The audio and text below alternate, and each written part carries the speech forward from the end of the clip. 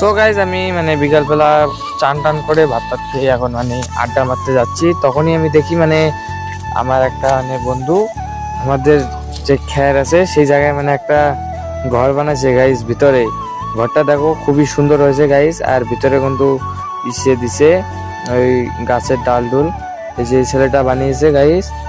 তো খুবই সুন্দর হয়েছে। এটা হলো একটা আমাদের ইমোশনাল, যাকে আমরা প্রতিদিন মানে রাত করে এখানে আড্ডা মারি এই খ্যারে সবাই মিলে। এটাই হলো আমাদের মানে।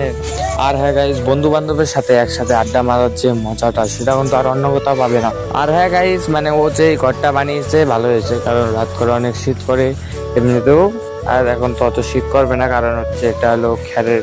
এবং অন্যরা অন্য অন্য কিছু বলে, যেমন আমরা খ্যার বলি, অন্যরা মানে অন্য ওদের ভাষায় যা যা বলে, যেমন দেশীয়রা এগুলাকে বলে পোয়াল, আরো অন্য অন্য ইত্যাদি বলে।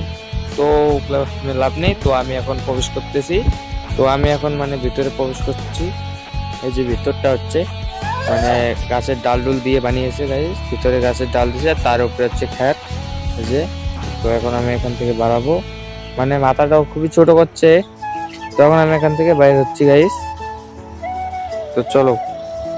আর এখনো কিন্তু ফাইনাল হয় নাই ঘরটা, মানে এখনো ঠিকঠাক হয় নাই। তো এখনো মানে ঠিক করতেছে ঘরটা খ্যার উপরে দিয়ে।